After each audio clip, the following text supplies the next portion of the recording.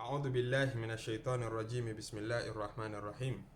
الحمد لله والصلاة والسلام على رسول الله أما بعد akí Ọlọ́run ọba tó ju gbogbo ọba lọ, akí ọba tí ó yẹ kí gbogbo ẹrú máa yìn ní gbogbo ìgbà, akí ọba tó ní tá a bá jí láàárọ̀ ká kí òun, ó ní subhanallahi hina tumsun, tó bá dọwọ́ àṣálẹ́ kí mi, wa hina tusbihun tẹ́ bá jí ẹ kí mi, walahul hamdu fi samawati wal ard, nítorí pé kò sẹ́ni tẹ́ lè kí ń sánmà àtìlẹ̀ tó tayọ èmi náà, wa ashiyan tó bá tún da lẹ́sẹ̀ ẹ kí mi, wa hina tudhirun kódà tó bá dọ̀sán gan ẹ tún kí mi. Gbogbo àkókò wa ló yẹ ká máa fi kí akí ọba náà. Atọrọ kẹrẹ àti gẹrẹ fún anabi Muhammad sallallahu alayhi wa sallam,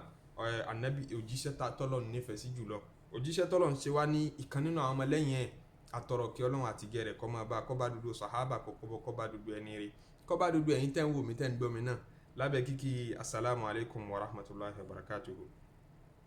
Ọba tó ní àríjìmọ̀ yìí ṣe kó já sọ̀pọ̀lọpọ̀ jìmọ̀ láyé. Ìrántí Ọlọ́run tá a mú wá fúnra wa òun náà ni pé ẹ má jẹ́ àgbàgbé páyé tá a wà yìí à ń nájà ń bẹ̀ ni,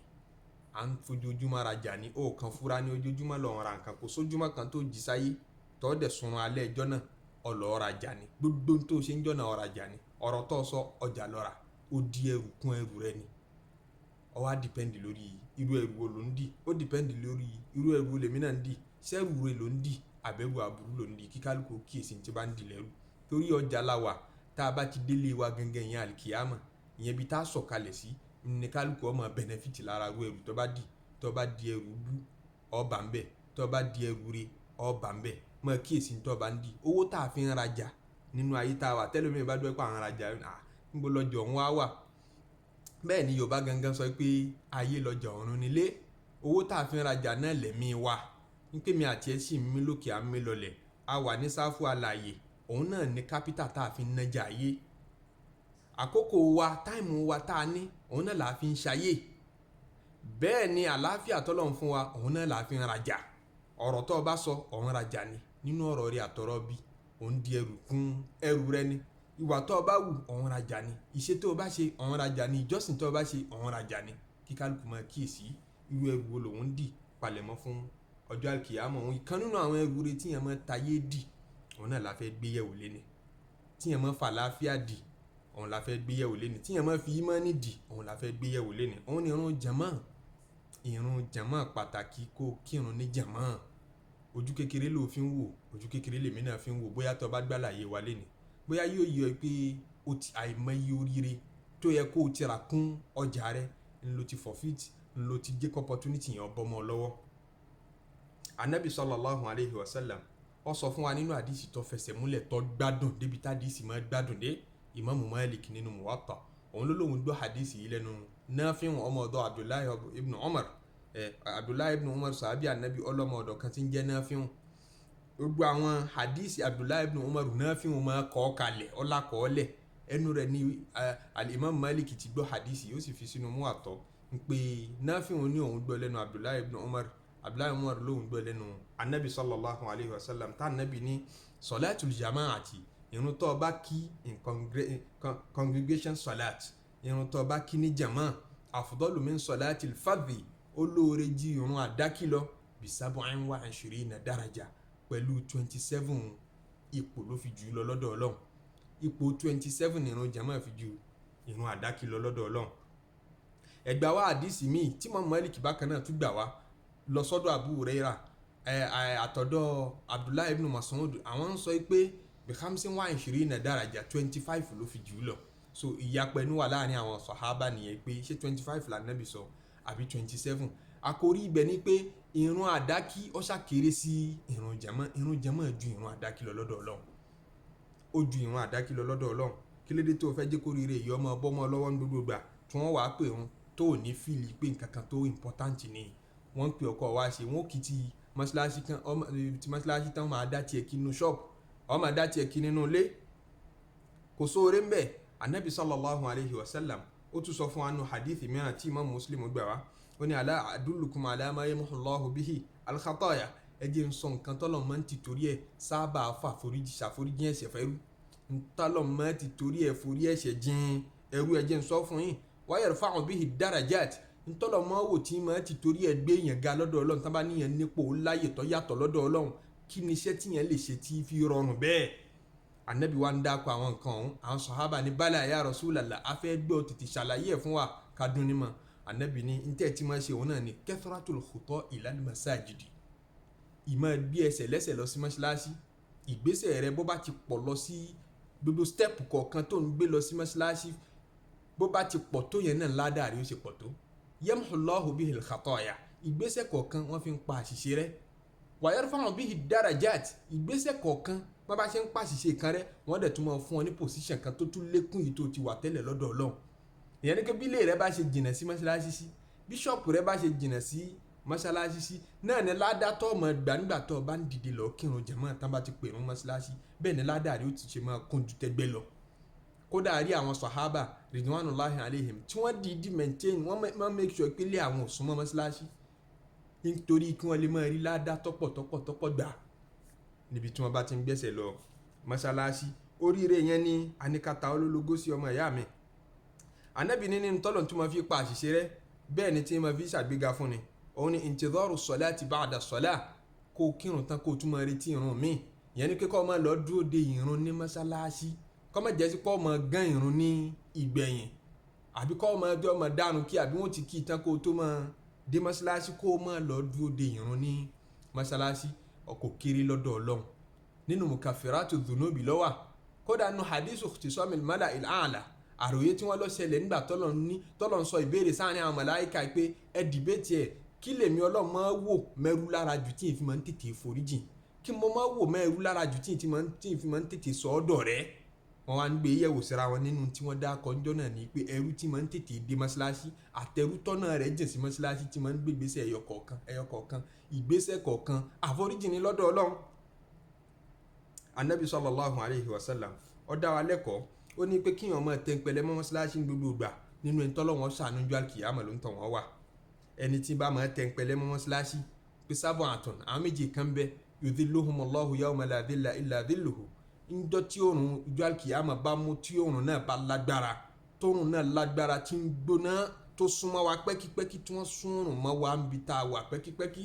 tí kálukú ń rí nira. Ànábì náà àwọn méjì kan wà tí wọ́n máa wà ní abẹ́ bòjú Ọlọ́run ọba, wọ́n máa wà lábẹ́ kí Ọlọ́run ọba tó bá dijọ́ náà wọn ò ní rí nira. Ní wọ́n ń dá kan lẹ́ẹ̀kọ̀ọ̀kan wá ní wa rajulun,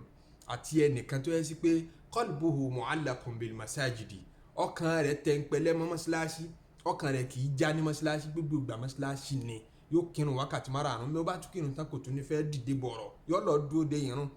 Tá bá tún kírun tán yóò tún yan náfìlà kò ní dìde bọ̀rọ̀. Nínú àwọn tọ́lọ́run ṣàánú níjọ́ àlùkìyámà ló wà. Má jẹ́ oru ọ lójú tó bá wà níbi iṣẹ́ rẹ̀, má rò pé ó lùzì kọ́sítọ́mà, ó ní tó fẹ́ lùzì tó bá ti rọ́lọ́run. Tó bá dẹ̀ lọ́lọ́run nínú ìgbésí ayé rẹ̀, ó géènì kankan. Ntí yẹn lè géènì jù tó tóbi jù nínú ayé rẹ̀, òun náà ní kó lọ́lọ́run, kí wàá tọ́lọ́run ṣe pẹ́kípẹ́kí. Ntó ní property tí yẹn máa ń nínú ayé yẹn ti máa tóbi jù nìyẹn. Tó bá kọ́lé, tó nílẹ̀, tó láì mọye mọ́tò, tó bímọ lémọ, tó bá lọ́lọ́run nínú ayé rẹ̀, ò ní nǹkankan, ó lò sí ní ọ́. Ọmọ ṣerú ayé ni, nǹkan kéékèèké ní ọmọ dẹ́rùbà ọ́ nígbà tó lọ́lọ́run nínú ìgbésí ayé rẹ̀. Tó bá fẹ́ bọ́lọ̀ ǹdọ̀ rẹ̀, inú mọ́ṣáláṣí ni. Ọ̀dọ́tọ́lọ́ ní fi buyutin adinallahu an turfa'a wa yudhkara fiha ismuhu yusabbihu lahu fiha bil ghuduwi wala asal. Ọlọ́run sọ̀rọ̀ mọ́lẹ̀, ó ń júwe mọ́lẹ̀ òun Ọlọ́run bó ti tó, wá ní tẹ́ bá ń wá mọ́lẹ̀ ẹ wá sínú mọ́ṣáláṣí. Fi buyutin, ẹ máa rí láwọn ilé kan adinallahu an turfa'a, tọ́lọ̀ ń pàṣẹ kí wọ́n máa gbélé náà ga ká máa bàbá rẹ̀. Wa yudhkara fiha ismuhu, ká máa dákọ̀ Ọlọ́run ọba níbẹ̀ ní gbogbo ìgbà, ká kírun bẹ́ẹ̀, ká kọ́mọ kéwú bẹ́ẹ̀. Ọlọ́run ní yusabbihu lahu fiha bil guduwi wala asali rijalun. Àwọn èèyàn kan lẹ́ẹ̀mọ́ bá ń bẹ̀ tí wọ́n máa fàárọ̀ kírun bẹ́ẹ̀, wọ́n máa fọ̀sán kírun bẹ́ẹ̀, wọ́n máa falẹ̀ kírun bẹ́ẹ̀. La tulihim tijaratun, àtàárà àṣàyè kò ní jẹ́ wọ́n gbàgbé. Wala bay'un an dhikrillah, wọn ò ní tajàtajà débi kí wọ́n pèrún ká má dáhùn. Wa iqamis salati, wọn ò ní ṣàìmọ̀ kírun nítorí pé wọ́n fẹ́ ṣayé. Wa ita'iz zakati, wọn ò ní tìtorí pé àwọn fẹ́ ṣayé kí wọ́n gbàgbé àti yọ zaka. Yakhafuna yawman tataqallabu fihil qulubu wal absar, wọ́n ń tayé di ẹrù lẹ̀ fálkìyámọ̀ wọn, wọ́n ń palẹ̀mọ́ ẹjọ́ bẹ̀rù ìjọ bẹ̀rù bojo. Àwọn tí wọ́n máa wà mọ́sálásí lọ́lọ́run ròyìn yẹn. Nínú àǹfààní tí ń bẹ níbi kó máa kírun ní jàmá, kó yé dá kínú ilé mọ́, kó yé tilẹ̀kùn mọ́rí máa kírun, ó ti yọ àyè tó ti máa kírun sínú ilé. Ìrun wákàtí márààrún ó wá yọ àyè tó ti máa kí nínú ilé rẹ̀, ó ń yọ àyè tó ti máa kí nínú ṣọ́ọ̀pù rẹ̀. Kí ló dé tó lọ mọ́sálásí? Anabi sallallahu alayhi wa sallam ó dá wa lẹ́kọ̀ọ́ pé ṣé nínú táǹkì àwọn ìrun wákàtí márààrún táǹkì àwa nìkan kọ́ là ń kí, àwọn ẹ̀mí mímọ́ ń bá wa kí, àwọn màláíkà wọ́n ń bá wa kírun wákàtí márààrún. Tani màláíkà ó ṣàdúrà fún tádùá rẹ̀ ò ní gbà? Àwọn tí wọn kì í ṣe lọ́hùn. Àwọn màláíkà ó ṣàdúrà fún ọkọ̀ wa ní gbà. Èèyàn lásán, èèyàn tó láṣìṣe bíi tiẹ̀ à ń ṣàdúrà fúnra wa, àdúrà wa ń gbà. Ọlọ́run wọlá wa mọ́ra wa lára ká tó wá pa àwọn màláíkà. Àjọ ń kírun pẹ̀lú wọn nínú mọ́sálásí ni. Nígbà tí Ọlọ́run sọ̀rọ̀ nínú Suratul Isra tó ní aqimis salata liduluki shamsi ila ghasaqil layl wa qur'anal fajri inna qur'anal fajri kana mashhuda. Tọ́lọ́ sọ fún Ànábì pé aqimis salata máa kírun liduluki shamsi tóun bá ti yẹ àtàrí ila ghasaqil layl títí tí lé ó fi ṣú, gbogbo òrùn tó wà láàrin wọn yẹn máa kí. Wa qur'anal fajri má dẹ̀ gbàgbé qur'anul fajri, ìrun àsùbá, ìrun àlùfájàrí tí mọ́ ṣòro fẹ́mi àti ẹ láti dìde lọ kí mọ́sálásí hùn. Mọ́ kí mọ́jì ọjà inna qur'anal fajri kana mashhuda. Ṣé rí ìrun àlùfájàrí kana mashhuda? Ọlọ́run ní a máa witness ẹ̀. Bó láti witness ẹ̀, àwọn màláíkà máa ń wá kí. Àwọn náà máa jọ yín kìí ṣe ẹ̀yin nìkan lẹ́ ń kí. Ànábì ní yata'aqabuna fikum malaikatun bil-layli wa malaikatun bin-nahar. Nínú àdísì tí Imam Bukhari àti Muslim gbà wá, àwọn màláíkà máa gbaṣẹ́ lọ́wọ́ ara wọn, máa gba duty lọ́wọ́ ara wọn. Àwọn màláíkà ọ̀sán tẹ́ máa ń wá witness gbogbo iṣẹ́ tá a bá ṣe lọ́sàn-án, àtàwọn màláíkà òru tí wọ́n wá rìkọ́dù gbogbo sí òru tí wọ́n witness gbogbo ntọ́mi ènìyàn ń ṣe. Àwọn màláíkà yẹn ń gbaṣẹ́ lọ́wọ́ ara wọn. Ànábì ní wa yajtami'una fi salati subhi, wọn kó jọ nígbà tá a bá fẹ́ kírun àsùbá. Wàfí salati al-asr bákan náà wọ́n tún kójọ tá a bá fẹ́ kírun àlásàrì. Faya'ruju alladhina batu fikum, àwọn tí wọ́n ṣiṣẹ́ mọ́júmọ́, àwọn tí wọ́n ní iṣẹ́ night, jẹ́ pé night ní duty wọn nínú àwọn màláíkà. Nígbà tí wọ́n bá máa lọ sí sánmọ̀, Ọlọ́run máa wá béèrè lọ́wọ́ wọn fa yas'aluhum, yóò máa bi wọ́n pé wa huwa a'lamu bikum, sódẹ̀ tí mọ̀ tí ìdáhùn sí béèrè tí ń béèrè Ọlọ́run ti mọ̀. Yóò tún máa tún wọn bí pé kayfa taraktum ibadi, nígbà tẹ́ fẹ́ fà àwọn ẹrúsìn mi lẹ̀ láyé, kí lẹ fi wọ́n lẹ̀ tí wọ́n ń ṣe, kí lẹ fi wọ́n lẹ̀ tí wọ́n ń ṣe. Wọ́n máa dáhùn pé ataynahum wa hum yusallun, nígbà tá a délé ayé tá a bá wọn, eré ìrun láti bá wọn. Nígbà tá a máa bẹ̀rẹ̀ díùtì wa lálẹ́ àná, eré ìrun láti bá wọn. Nígbà tá a dẹ̀ tún fi díùtì náà lẹ̀, eré ìrun la fi wọ́n lẹ̀ sí. Ìyẹn ni pé àwọn màláíkà kan sọ̀kalẹ̀, àwọn wàá bẹ̀rẹ̀ díùtì tiwọn lọ́wọ́ àlásàrì, wọn ò dé, àwọn ni wọ́n fẹ́ rìkọ́dù iṣẹ́ lálẹ́ mọ́júmọ́. Àwọn ti dé lọ́wọ́ àlásàrì, wọ́n bá wa kírun àlásàrì. Ṣẹ́ra àwọn táwọn ti ń rìkọ́dù iṣẹ́ látàárọ̀, àwọn náà bá wa kírun àlásàrì. Màláíkà ojúmọ́ àti màláíkà alẹ́mọ́júmọ́, gbogbo wọn jọ pàdé, wọn bá wa kírun àlásàrì. Wọ́n rìkọ́dù orúkọ gbogbo àwa tá a jọ kírun, wọ́n fi jíṣẹ́ fọ́lọ́run. Ṣẹ́ra àwọn tí wọ́n parí díùtì wọn yẹn, tí wọ́n bá ti ń lọ́dọ̀ Ọlọ́run, wọ́n ó jíṣẹ́. Àwọn táyà ṣẹ̀ bẹ̀rẹ̀ díùtì wọn, wọ́n ó bẹ̀rẹ̀ rìkọ́dìn tiwọn láti àlásàrì tí lè ó fi ṣú mọ́júmọ́ tí ó fi dìrun àlùfájàrí. Àwọn màláíkà tí ó ti wá ṣiṣẹ́ ojúmọ́, àwọn náà ti wá bá wa, wọ́n jọ kírun àlùfájàrí pẹ̀lú àwọn màláíkà títí ń rìkọ́dù iṣẹ́ látàlẹ́ mọ́júmọ́. Àjọ kírun nínú mọ́ṣáláṣí pẹ̀lú wọn. Àwọn náà tún mú rẹ́kọ́dù àwọn tá a kírun àlùfájàrí lọ sọ́dọ̀ Ọlọ́run ọba. Tọ́lọ́run bá ń bi wọ́n kí lẹ fi wọ́n lẹ̀ nígbà tẹ́ ń bọ̀ wá, kí ni wọ́n ń ṣe lọ́wọ́, wọ́n ní a fi wọ́n lẹ̀, wọ́n ń kírun lọ́wọ́ ni. Allahu akbar. Ajásí pé oríire ká kírun ní jàmá kì í ṣe díẹ̀, ọmọ ìyá mi mọ́ sún gbàgbé. Ọlọ́run sọ Ànábì sallallahu alayhi wa sallam, ó tún sọ nínú hadith mi pé inna lillahi malaikatan sayyara. Ọlọ́run ní àwọn màláíkà kan tí wọ́n máa ń rìn káàkiri erílẹ̀, yaltamisuna majalisa dhikr, wọ́n máa wá dúdú bí táwọn èèyàn bá ti ń ṣe ìdákọ̀ Ọlọ́run ọba. Àwọn tí wọ́n bá kó jọ níbi kan tán ń ṣe ìdákọ̀ Ọlọ́run ọba làwọn màláíkà yẹn ń wá káàkiri. Tí wọ́n bá ti débẹ̀, wọ́n làwọn ti rí ní táwọn ń wá, wọ́n mẹ́kì rẹ́kọ̀dù orúkọ gbogbo àwọn tí àwọn bá ń bẹ̀, wọ́n lọ fi jíṣẹ́ fọ́lọ́run ọba. Tí wọ́n bá ń ṣàkójọ orúkọ àwọn alázìkiri, wa min babi aula orúkọ àwọn tí wọ́n ń kírun, wọ́n ń fowókọ wá jíṣẹ́ ní sánmọ̀. Ọgbẹ́ni tó bá kírun jàmá, tó bá dá tiẹ̀ kí nínú ilé, ọ̀pá sófò níbi ládùúrú ládá, ọ̀pá sófò gbogbo ládá tí ń bẹ níbi àwọn oríire tá ń júwe látàárọ̀ yìí ni. Tá bá tún wá ń kírun jàmá, a máa ń ṣàdúrà fúnra wa. lérí ìrun àsìmẹ́ni tádùá tí ọgbà àmẹ́ni tó súnmọ́ Ọlọ́run ọba jù níbẹ̀ nínú àwọn tá a jọ ń kírun tó yẹ sí pé láwọ́ aqsama ala Allahi la abarahu tó bá pàṣẹ fọlọ́run tó bá sọ fọlọ́run pé mo fẹ́ nǹkan báyìí la abarahu Ọlọ́run ọdẹ dá lóhùn lẹ́ẹ̀kan náà nínú ẹni tá a kíyèsí nínú ẹni tá a fojú di ńbẹ́ńbẹ́ nínú ọkùnrin ńbẹ́ńbẹ́ nínú obìnrin tọ́lọ́run ń wọlá tí wọ́n máa ń ẹlòmíì la nínú àwọn ẹ̀dẹ́ tó yẹ sí pé tó bá sọ fọlọ́run pé mo fẹ́ nǹkan báyìí kílẹ̀ ẹjọ́ wọn tó sùn Ọlọ́run ọdẹ sí lẹ́ẹ̀kan náà àjọ ń kírun pẹ̀lú irú wọn nínú mọ́sálásí tó bá dànù kínú lébò ló ṣe fẹ́ nírú bẹ́nẹ́fìtì yẹn tá a bá ti wá kírun pẹ̀lú wọn tá a bá dérí sùjúdù àbá dérí àtáyá ń tọ̀ náà máa ṣàdúrà yọ́ máa ní wassalamu alayna ìkí Ọlọ́run àlàáfíà Ọlọ́run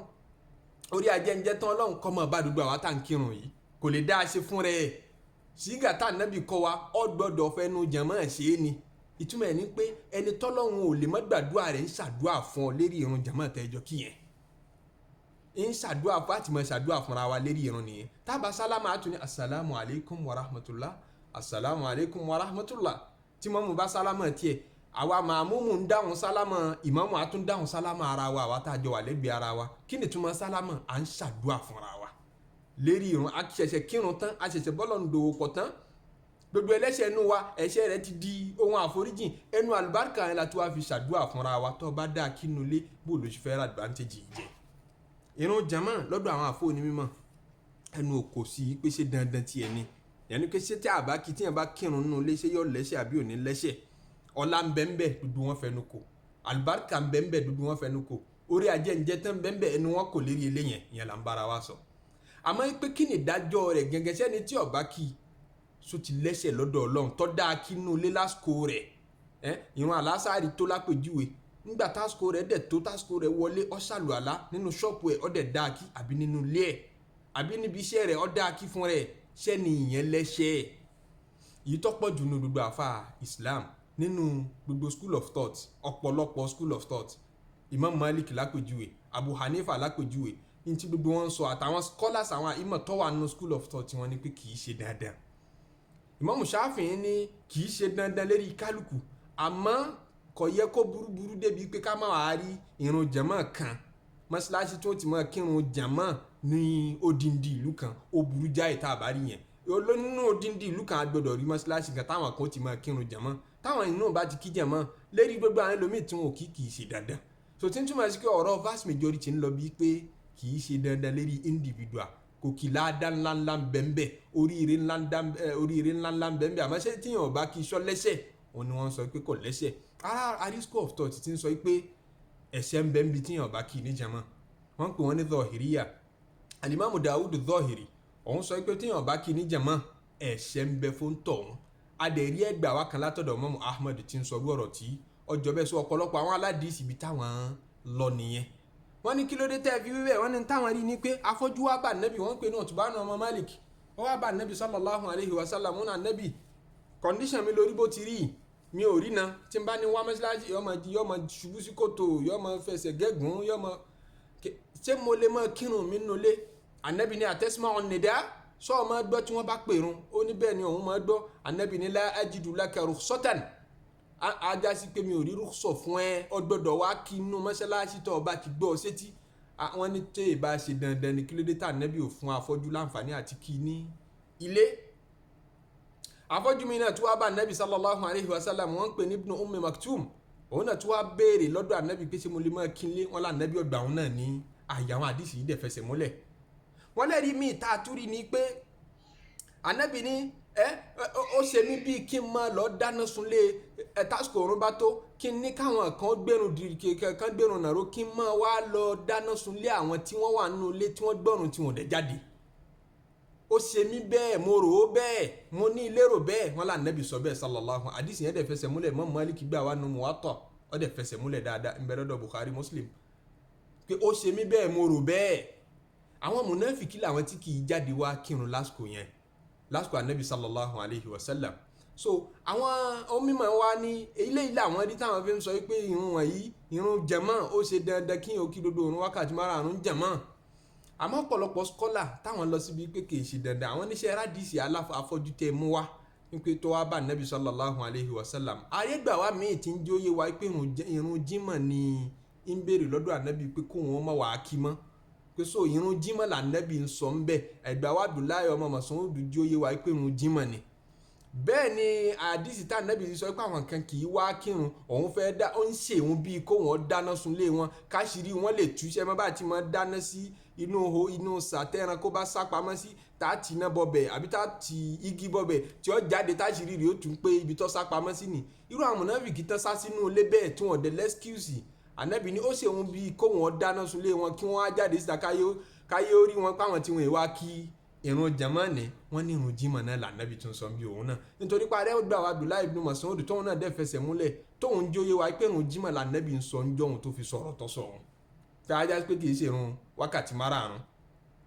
wọn á ní kí wọn lè rí ẹ̀yin tí ẹ sọ pé kì í ṣe dandan àwọn ẹ̀rí tí wàá lẹ́fẹ̀ẹ́sì lélẹ́rìí kílẹ̀ rí tiyín gan kílẹ̀ rí wọn lákòókò ẹ̀rí náà làdíṣì sọ pé ìrun jàmá olóore ọláláládọ̀ Ọlọ́run ju ìrun àdákí lọ so tá ànábì bá lè máa compare ìrun jàmá àti ìrun àdákí ajásípé méjèèjì náà lọ dáa ayì kankan lọ́lá ju ìkan lọ tó bá yẹ sí pẹ́ṣẹ́ nìkejì ànábì ò ní máa compare wọn pẹ̀lú dárájà kọ́ máa compare ẹ̀ṣẹ̀ àti tọ́wọ́n pẹ̀lú dárájà tí wọ́n fi jura wọn lẹ́ẹ̀kejì a rí sahabe kan tí ń jẹ́ Mihjanu díẹ̀lì àbí àdìlì àdìsí rẹ̀ dẹ̀ fẹsẹ̀ múlẹ̀ tí mọ́ Málíkì gbà wá ànábì sallallahu alayhi wa sallam wọ́n kírun tán ìrun jàmá ní mọ́ṣáláṣí ànábì wá rí lọ́ọ̀kan ànábì wá ní ma mana'aka an tusalliya ma'ana kí ló ṣe wọ́n tó lè bá wa kírun alasta bi rajulin muslim ṣé wọ́n kì í ṣe mùsùlùmí ni ó ní mùsùlùmí ni mí ó ní sallaitu fi rahli ẹgbẹ́ wa mi ní sallaitu fi ahli mo ti kírun di ẹrù mi ní òjé kémi ọba yín kí jàmá yìí wọ́n níyẹn ló tọ́ wa ń kà ká pé ẹ̀ṣẹ̀ ń bẹ ń bi ká dàrún kí ni ànábì ó sọ fún un pé ó ti wùwù ẹ̀ṣẹ̀ tọ́ra ànábì ò lè akhara bayan an waqtil haja ànábì ò lè lọ àlàyé ọ̀rọ̀ lára lásìkò tó bá necessary kó ṣàlàyé kó sòótọ́ ọ̀rọ̀ fún òǹtọ̀hún so ànábì dídákẹ́ rẹ̀ ń jí ó yé wa pé bó ti kì yẹn náà kò sábùrú ń bẹ kò sẹ́ṣẹ̀ ń bẹ. ẹlẹ́ẹ̀kejì àbí ẹlẹ́ẹ̀kẹta ẹ̀rí òun ni pé ànábì sallallahu alayhi wa sallam sọ fún wa pé tó ń jẹ bá délẹ̀ ẹni idha hadaratil asha'u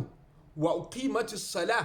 tí oúnjẹ ọ̀sán àbóúnjẹ alẹ́ àṣàwò àmọ́ túmọ̀ ọ̀sán àmọ́ túmọ̀ alẹ́ tó ń jẹ yẹn bá délẹ̀ tí wọ́n dẹ̀ ti ń pèrún tán ti ń ṣe kọ́ ọmọ ní mọ́ṣáláṣí tán ti ń gbèrún dúró ànábì ní fabda ubil àṣà ẹ̀ kọ́kọ́ jẹun náà kẹ́ ẹ yó ná ẹ ṣàìmọ́ ikú ẹni bá jẹun tó bá yó kò ní bá jẹ̀mọ́ mọ́ torí lásìkò ànábì jẹ̀mọ́ kan wọ́n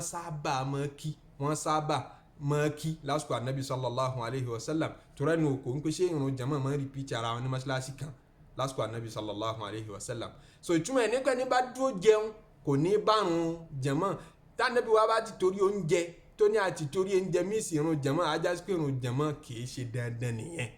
ló jẹ́ àti torí oúnjẹ